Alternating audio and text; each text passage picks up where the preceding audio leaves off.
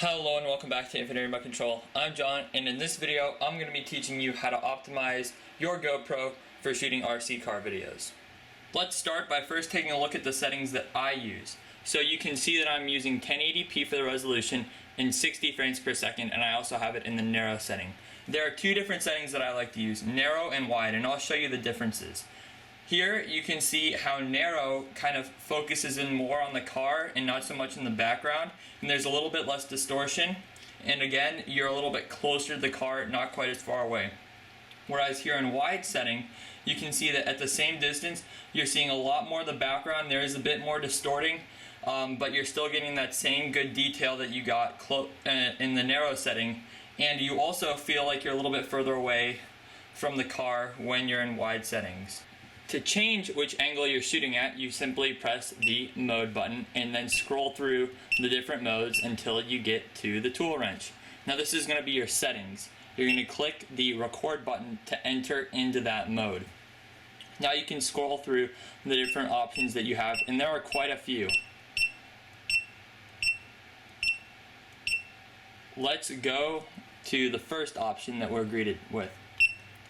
Clicking the record button, now we can enter in to change our different setups for the shot. Here you can see you can change the resolution, your frames per second, and then your angle. So to change the angle, you select it, go scrolling through with the mode button, and then clicking the record button.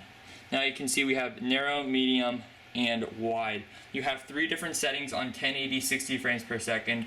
When you go up into high resolutions, you only get wide, which is one of the reasons I like to shoot at 1080.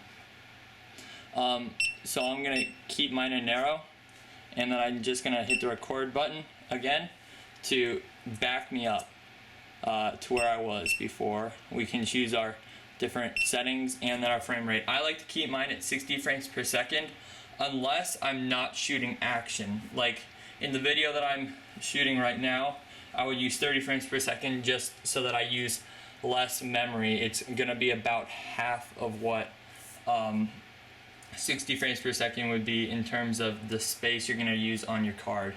But I'm just going to keep it at this. We can exit out of here and continue on with the video. Now there are many different ways to use your GoPro to shoot the car. It's such a versatile camera because it's small, so it can be not only mounted on your car but also used in your hand.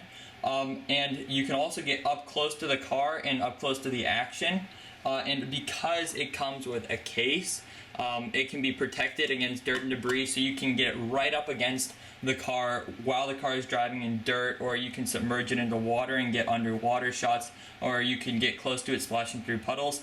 And because of the higher frame rates, you can drop down to 720 and go up to 120 frames per second and then get some nice slow motion. I'm going to show you what I use in most of my filming. Let's go ahead and zoom out here, and then I will put the GoPro into its case. Now there's one go-to accessory that I have that I use in almost every shoot with the GoPro, and that's this. It's the smaller mount for, they call it like bike handlebar. Do not get the one for roll cages, you want the one for your bike handlebar. And you can go ahead and mount this on any pole. Typically I like to use a broomstick.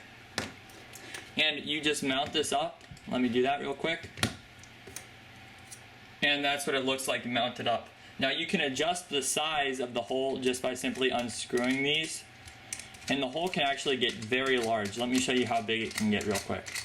It can get that big and bigger, but typically a broomstick is going to use up about that much of the hole. Now there's also one other great use for this mount, and one reason that I like it so much. The reason I like this accessory so much and almost always have my GoPro case mounted to it is because of its stability that it provides. So you can get large stability accessories for this to get a little bit more of a stable shot, but personally this is all I really need. Since it's small, I can hold on to it and it will fit into my hand perfectly, but it's not too big so that it's a nuisance to carry around. I can also put my finger through the hole, and I can open up the hole and actually lock it onto my middle finger, and now I can hold it in my palm flip the record setting to upside down and then record like this, and it actually provides a very stable shot for me. And I really recommend doing this if you're going to be recording in your hand, because it provides the most stable shot possible, or at least that's what I found. Here's a quick look at the GoPro mounted to the broomstick. As you can see, you can angle the GoPro differently so that you can get up high shots, or you can get down low close to the ground shots. And lastly, I'm going to be teaching you the different ways that you can use this GoPro to get cool shots. So I like to have the GoPro down low close to the ground because I feel like it puts you into the action, as you can see here. It just makes you feel like you're a spectator watching a full-size car, and it just helps show these cars in a more scale way, and it also makes the video a little bit more exciting. Also, I like to have the GoPro up high in a wide angle or in a narrow angle. There are different reasons for each angle. If you want wide, you want to capture everything, and the car will look very small in the entire frame. But if you have a narrow angle, the car will be zoomed in a little bit more, so it's going to be easier to see the car and what it's doing in the video, but you can still get like a faraway shot. But I try to stay away from just holding the GoPro at my eye level, because that's what people see whenever they're driving the RC car. And whenever I do videos, I try to make it so that it's what you don't see when you're driving the RC car. So if you're sitting on the ground and you're driving the RC car, it puts a whole new perspective on the way that you view the car, and it makes it a little bit more exciting, and it's something new for the viewer to see. So that's about it with this video. If you have any questions, post them down below in the comments and I'll be happy to answer them for you. I hope that you enjoyed this video and you got something out of it. Talk to you later.